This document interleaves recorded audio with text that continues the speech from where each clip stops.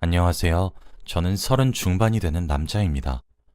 아무래도 이렇게 사연을 보내는 것은 이번이 처음이라 조심스럽기 그지없네요. 저희 부모님은 참 금슬이 좋으셨어요. 저희 어머니가 아버지보다 7살 어렸거든요. 제 기억 속에서도 아버지가 어머니께 항상 존댓말을 하시면서 귀하게 대하셨어요.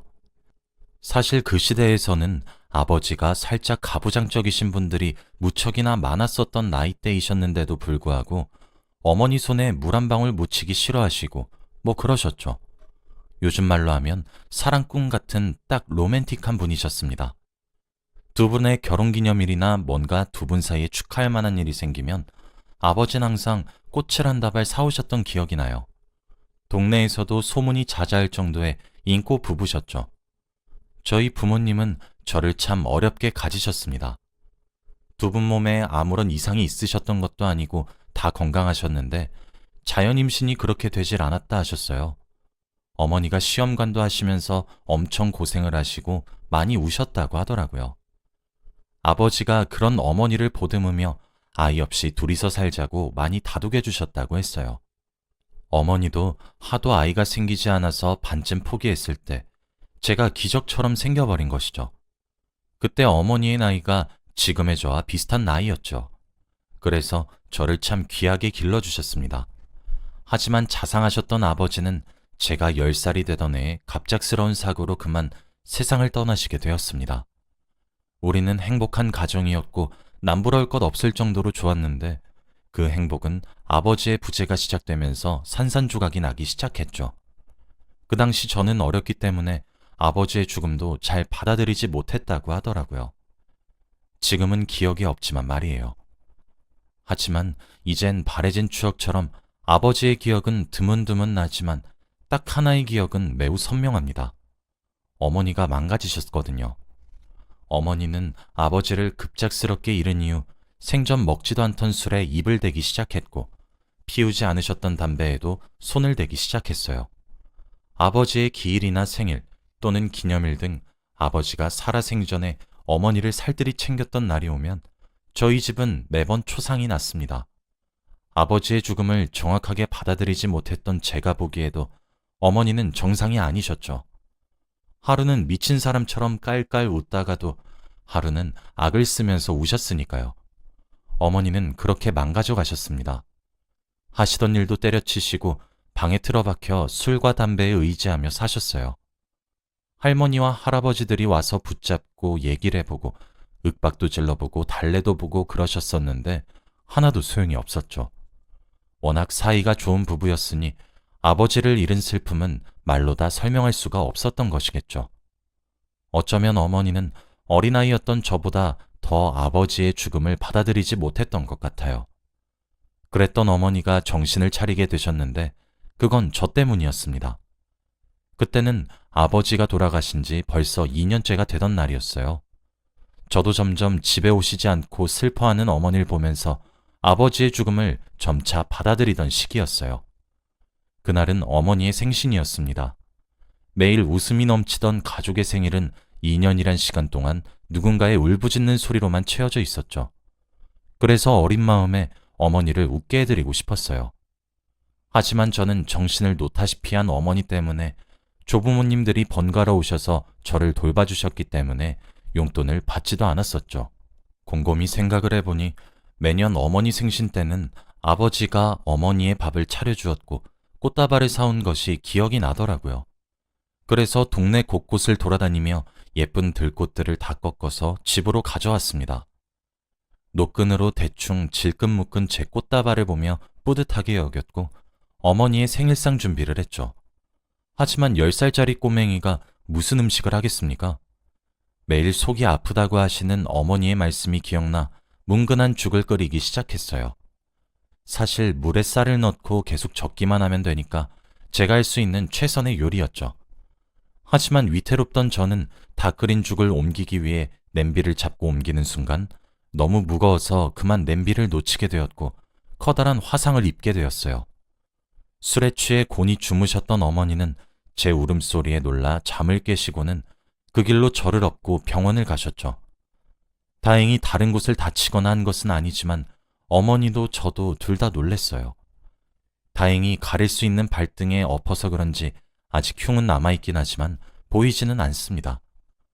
어머니는 병원에서 울다 지쳐 잠든 저를 데리고 다시 집으로 오셨고 식탁 위에 삐뚤빼뚤 적힌 손편지와 들꽃으로 만든 조잡한 꽃다발을 보며 정신을 차리셨다고 했어요. 어머니는 실제로 그 이후 많이 강해지셨고 변하셨습니다. 그만뒀던 일을 하러 다니기 시작했고 아버지의 목숨값이라며 단 한 푼도 쓰지 못했던 보험금을 사용해 돈을 굴리기 시작했어요. 항상 여렸고 소녀 같으신 어머니는 과부의 신분으로 저를 남부럽지 않게 키우기 위해 독해지기로 하셨어요. 힘들고 지쳐도 제 잠든 얼굴을 보며 버티고 또 버텼다 하시더라고요. 여자 몸 하나로 남자아이를 키우는 것이 참 쉽지 않은 일이잖아요. 그렇게 저희 어머니는 억척스러운 아주머니를 자처하며 저를 훌륭히 키워내셨습니다. 하지만 어머니는 짧게 일을 하시며 저를 길러내는 것에 대해 한계를 느끼셨고 반찬 가게를 차리게 되었어요. 어머니는 정말 손맛이 좋았어요. 음식을 무척이나 잘 만드셨거든요. 동네에 반찬 가게를 오픈한 것은 어머니의 도전이었는데 매우 성공적이었어요. 저희 어머니 반찬 가게에서는 제일 잘 나가는 것이 바로 김치였어요. 저희 어머니가 진짜 김장을 기깔나게 담그시거든요. 만약 10가지의 반찬을 팔아도 수익이 김치 하나를 못 이길 정도였으니 말을 다 했죠. 어머니는 물이 들어올 때 노를 저어야 한다며 다른 반찬들은 포기하시고 김치만 여러 종류로 팔기 시작하셨고 그것 또한 아주 현명한 선택이셨죠. 어머니는 사람을 고용하기 시작했고 번 돈으로 땅을 샀고 공장을 차렸습니다. 지금도 꽤나 유명한 김치 브랜드 중 한 곳이지요. 어머니는 그렇게 한 중소기업의 사장님이 되셨어요. 그리고 제게도 온 정성을 쏟아가시면서 기르셨죠. 그렇게 어머니가 번 돈으로 저는 학교도 갔고 학비도 냈고 남부럽지 않을 풍족함 속에서 잘 자랄 수 있었습니다. 어머니의 사업이 성공적으로 이어지면서 물질적으로나 심적으로나 여유롭게 보냈거든요. 그렇게 어머니와 저는 서로를 의지하며 살아가기 시작했습니다. 어머니는 항상 아버지의 빈자리를 느끼지 않게 하신다고 정말 헌신적으로 절 키우셨고 저도 공부를 열심히 해서 어머니의 기대에 부응했습니다. 좋은 대학에 들어갔고 좋은 성적을 거두면서 졸업했죠. 어머니는 어머니가 하시던 김치 사업을 제가 물려받길 원하셨고 저도 대학을 졸업한 20대 후반의 나이부터 경영 수업을 받기 시작했습니다. 벌써 8년이란 시간이 지났네요. 그러다 몇 년 전이었습니다. 어머니의 행동이 부쩍 수상하게 느껴졌어요. 원래 집, 회사 아니면 아무데도 잘 가시지 않던 분이셨는데 행선지를 말하지 않으신다거나 뭐 그런 식으로 얼머부리셨고 잘 만나지도 않던 친구를 만난다, 동창회가 생겼다 등의 이유를 대면서 횡설수설하며 변명을 하기 시작했죠. 가끔은 외박도 하시곤 하셨어요. 아무래도 제게 숨기는 게 있는 것 같았죠.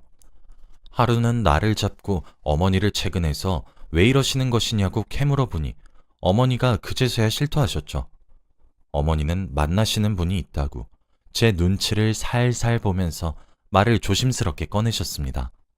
솔직히 처음에 어머니께 실망하지 않았다고 하면 거짓말입니다. 어머니의 고백에 저는 아버지께 어떻게 이럴 수 있는 거냐고 버럭 화를 냈었거든요. 그렇게 덜컥 화를 내고 집을 뛰쳐나가 친구가 운영하는 술집에서 혼자 술을 홀짝이며 친구를 붙잡고 하소연을 했어요. 그런데 친구가 제게 그러더라고요. 야 임마, 너 진짜 이기적인 새끼처럼 군다.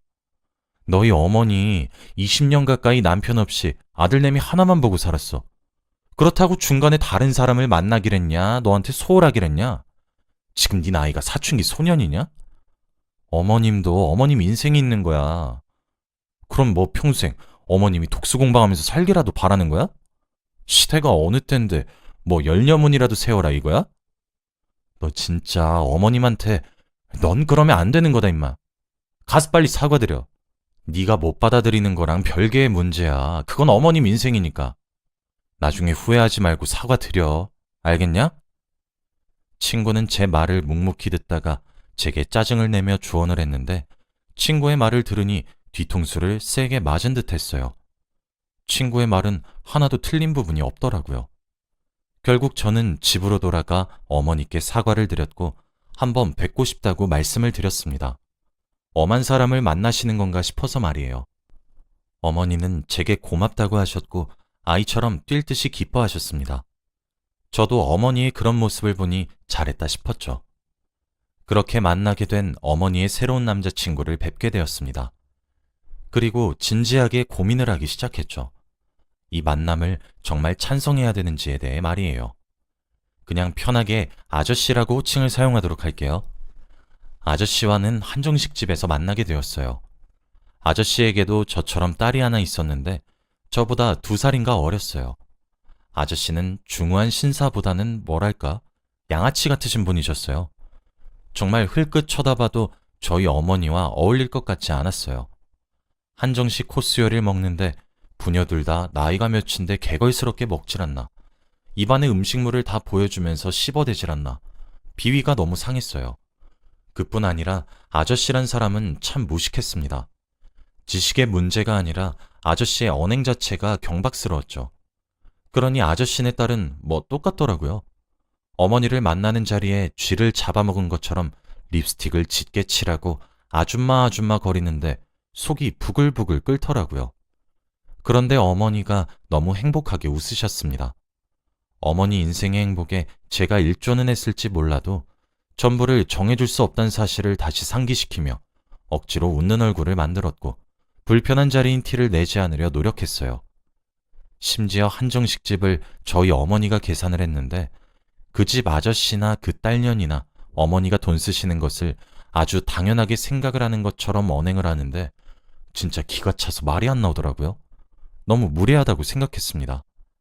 그렇게 식사 자리를 빙자한 상결례 같았던 자리는 끝이 났고 그때 만남을 가지신 이후로 어머니는 더욱 대놓고 만나셨죠.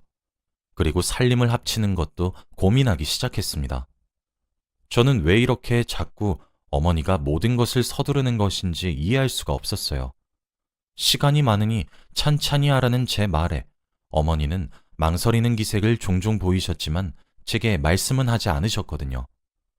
그런데 하루는 제게 할 말이 있다 하시며 어렵게 이야기를 꺼내셨어요. 어머님은 폐암에 걸리신 이후였습니다. 아버지를 잃으신 이후 술과 담배에 의지하며 살아가셨고 정신을 차리신 뒤에 술은 끊으셨지만 담배는 절대 끊지 못하셨었거든요. 그게 화근이 되었는지 이미 어머니가 발견했을 땐 암의 전이가 진행될 만큼 진행된 이후였고 시한부 인생을 받은 것과 다름이 없다고 제게 고백을 하셨죠. 믿기지 않는 사실에 대꾸를 하지 못하는 제 손을 부여잡고 남은 생은 본인을 위해 보내고 싶다고 간절하게 말씀하셨습니다. 그러시는 걸 당연히 저는 반대할 수 없었고 어머니 하고 싶은 대로 하시라고 했어요. 그 부녀가 어머니가 가진 재산을 노리는 것 같았는데도 어머니께 남은 시간이 엄청 길지 않아서 그런지 차마 반대를 못하겠더군요. 어머니는 하시던 사업도 대개 정리를 해서 제게 대부분의 것을 일임하시기 시작했고 아저씨와 살림을 합치셨습니다. 아저씨가 결혼식을 하자고 원하시더군요. 물론 저희 어머니의 돈으로 말이죠. 자기 몸뚱아리, 딸년 몸뚱아리 2개만 쏠랑 들고 와서 말이에요. 간병비다 생각하고 하고 싶은 대로 하라고 했어요. 어머니가 행복해지고 싶다는데 그게 무엇인들 아깝지 않겠어요? 어디까지 하나 두고 봤는데 결혼식도 호텔 결혼식에 한 번 입고 치울 턱시도는 수백만 원을 웃돌았죠. 식대도 어마무시했고 저는 그 딸이란 작자가 하는 짓도 기가 찼어요. 자기 아버지랑 결혼하니 명품백을 혼수로 해달라며 기가 차는 요구를 하는데도 어머니는 그딴 말 같지도 않은 말에 네 말이 맞다며 이것저것 사달라는 대로 다 사주셨죠. 그렇게 2분이 결혼식을 올렸는데 그때 들어간 돈만 해도 수천만 원은 우스워요. 그런데 제가 결혼식 당일에 이상한 소리를 듣게 되었어요. 뭘 먹고 탈이 난 것인지 화장실 칸에 들어가 큰일을 보고 있는데 화장실 밖에서 수군대는 소리가 들려오더라고요. 야, 그놈 지갑 하나 제대로 골라 잡았더라. 그 김치 사장이래 글쎄. 아, 그러니까 말이야. 아, 부럽다, 부러워. 맨날 돈 하더니 진짜 돈줄 제대로 골라 잡아서 세 장갈 되네. 내 말이 바로 그거야. 맨날 술집에서 포주 노릇이나 하면서 푼돈 번다고 투덜대더니 아까 나한테 자랑하는 거 들었냐? 이제 거기 재산 다 자기 것이라고 한턱 쏜다고 하더라. 저는 벌어지는 입을 다물기 위해 노력했고 소리가 새어나가지 않게 제 입을 막았어요. 제가 들은 이야기는 누가 봐도 저희 어머니와 그리고 어머니와 결혼식을 올리게 될 아저씨의 이야기였죠. 아니나 다를까 제 짐작이 맞았던 거였어요. 하지만 이미 늦었죠. 결혼식 당일에 엎을 수도 없는 노릇이고 어머니를 슬프게 할 순 없으니까요. 결국 엎고 싶은 마음은 굴뚝이었지만 참고 어머니의 결혼식을 지켜봐야 했습니다. 그리고 결혼식이 끝나고 난 뒤 혼인신고를 하기 위해 아저씨는 어머니를 들들 볶기 시작했죠. 아저씨는 어머니와 식을 올리고 나서부터는 정말 제 새아버지가 되었다고 생각한 것인지 선을 넘으며 간섭하기 시작했고 그 아저씨의 딸 또한 제게 여동생인 척을 하며 간섭하기 시작했어요. 저희 어머니가 고생해서 버신 돈을 정말 물 쓰듯 펑펑 쓰기 시작했죠. 그럼에도 불구하고 제가 그것들을 지적하지 않았던 이유는 적어도 어머니 앞에서 두 사람이 남편 노릇과 딸 노릇을 하려고 했기 때문이에요. 어머니 뒤에서는 어떤 호박씨를 까고 있는지 모르겠지만 적어도 어머니 앞에선 두 사람은 천사처럼 굴었어요. 그리고 어머니는 그런 것들을 행복하다 여기셨고요. 그래서 간병비라고 생각하면서 두 사람의 지출을 말리지 않았습니다. 그깟 돈을 좀 쓰면서 저희 어머니께 잘해줄 수 있으면 간병비로 아깝지 않다 생각했죠. 그래서 저도 불편한 진실을 굳이 알리지 않았어요. 그리고 어머니는 거짓말처럼 1년 반을 더 사시고 자는 잠에 평화롭게 돌아가셨습니다. 처음엔 혈색이 좋아지는 어머니를 보며 기적을 기대했지만 의사가 예상한 시간을 넘기자 급격하게 시름시름 앓으셨죠. 그렇게 어머니마저 제 곁을 떠나게 되었어요. 어머니를 배웅하기 위해 장례를 치르고 있었습니다. 제게는 형제도 없는데 어머니까지 없단 사실을 정말 인정하고 싶지 않았고 눈에서 눈물만 뚝뚝 흘렀죠. 그런데 가슴이 미어지는 어머니의 장례식에 아저씨의 얼굴은 미소가 가득했어요. 아저씨의 딸은 구석에 드러누워 코를 골면서 잠이나 퍼질러 자고 있었고요. 그뿐 아니라 어떤 불청객들이 찾아와 난동을 피우더군요. 그러면서 어머니 장례식에 받은 조의금을 자기네들이 챙기기 시작했습니다. 저는 바로 경찰을 불렀고 불청객들에게 달려들며 뭐하는 짓거리냐고 화를 버럭버럭 냈어요. 그 사람들은 아저씨가 자신의 명의로 사채를 끌어다 썼는데 원금은커녕 이자도 갚지 않았기 때문에 아저씨 아내의 조의금이라도 가져가는 거라며 아주 뻔뻔하게 짓거리더라고요. 그리고 그때 마침 경찰이 도착했어요. 경찰이 도착해서 하는 말이 더 웃겼죠. 아버님이랑 이야기를 하셔야 하는 문제 같다며 한 발을 슬며시 빼는 것이 눈에 보였거든요. 그때 제가 말을 했어요. 이 사람 저희 어머니랑 사실혼 관계지 혼인관계 아닙니다. 그런데 저희 어머니 조의금을 가져간다고요? 절도죄로 감옥에 쳐들어가고 싶어 환장했어? 그리고 경찰관님들, 이러시면 안 되는 것 아닙니까? 제 주장에 누구보다 놀란 건 그 아저씨였어요. 사실 저는 어머니의 결혼식에서 이야기를 듣고 어머니의 결혼식이 끝난 이후 따로 약속을 했어요. 저는 아버지를 사랑해서 어머니가 누군가를 만난 것이 아직은 불편하지만 오로지 어머니의 행복, 그거 하나만 바라보고 어머니의 선택을 존중하는 거라고요. 그러니까 혼인신고만큼은 하지 말아달라고 말이에요. 제 부탁에 어머니는 한참을 생각하는 듯 하더니 흔쾌히 알겠다고 하셨고 혼인신고를 한 척 정도는 한다 하셨죠. 그래서 어머니는 몰래 돈을 주고 가족관계 증명서를 위조했고 그것을 아저씨께 내밀었어요. 사실 아저씨나 그 딸이나 크게 아픈 적도 없었기 때문에 그 서류가 조작되었으리라고는 생각조차 못한 듯 했죠. 그래서 혼인관계라 철석같이 믿었나 보더라고요. 제 말에 아저씨와 그 딸은 서류를 봤었다고 발악을 하기 시작했고 저는 아무것도 모르는 척을 하면서 일관되게 주장했습니다. 사실혼 관계였을 뿐 어머니 재산과 나의 재산을 노리면 고소도 불사하겠다 하면서 말이에요. 사실 아저씨 딸이 결혼할 남자가 있다며 결혼 준비를 하고 있었거든요. 저희 어머니의 돈으로 말이에요. 어머니가 살아계셨을 적엔 어머니가 버신 돈을 어머니가 쓰시는 거니 말리지 않았지만 이젠 상황이 달라졌죠. 그러게 잘 좀 알아보지 그랬습니까? 어머니가 혼인신고 직접 하시는 거 보셨어요? 어머니가 내민 서류 한 장에 뭐가 적혀 있는지 나는 모르겠는데 두 분 혼인신고 아니에요. 당연히 사실혼 관계에서는 상속이 전혀 안 되는 것도 아시죠? 재산 분할도 두 분 살림 합친 지 겨우 2년도 채 되지 않아 뭐 없다고 봐야 되시겠죠. 어머니 돈을 쓰시기만 하셨지 재산을 벌진 않으셨잖아요. 재산 분할 고소하실 거면 한번 해보세요. 아마 그쪽들이 쓴 돈을 제가 증거로 제출하면 기각될 테니까요. 감히 우리 어머니가 가시는 길마저 있던 개 같은 상황을 만들어? 당신들은 인간도 아니니까 당장 꺼져. 제 말이 끝남과 동시에 두 사람은 짐승처럼 제게 달려들던데 옆에 서 있던 경찰에게 가로막히더라고요. 그렇게 불청객들과 거지들을 쫓아냈고 저는 남은 기간 동안 어머니를 잘 보내드렸습니다. 병원 가드들에게 부탁을 해서 부녀가 못 들어오게 막을 수 있어서 평화로웠죠. 그 이후에는 제게 찾아와 빌기도 했고 뉘우치기도 했지만 저는 단호하게 끊어냈습니다. 나중에 듣기로는 아저씨는 사채 빚 때문에 도망다니는 팔자가 되었고 그 딸이란 작자는 결국 결혼이 파토가 났다고 하더라고요. 자기네들 손으로 이룬 것이 단 하나도 없으니 그리 쉽게 무너져 내리는 것이겠죠. 저는 어머니와 함께한 짧은 기간 동안 그들이 어머니의 돈과 카드를 펑펑 쓰면서 사치스럽게 산 것만으로도 저는 해줄 만큼 해줬다고 생각합니다. 아마 저희 어머니의 죽음을 기다리기만 했을 텐데 참 괘씸하더군요. 그래도 어머니 곁에서 그동안 호의호식하며 살았으니 뭐 손해본 것이 있겠습니까? 그 기간 동안 써제낀 돈만 합쳐도 사채를 쓴 원금은 훌쩍 넘을 건데 말이에요. 저는 그렇게 아무런 노력 없이 남의 것을 탐내려고 했던 두 부녀에게 참 많은 것을 깨닫게 해주었어요. 오늘따라 하늘에서 저를 지켜보고 계실 아버지와 어머니가 참 보고 싶은 날이네요. 긴 이야기 들어주셔서 감사합니다.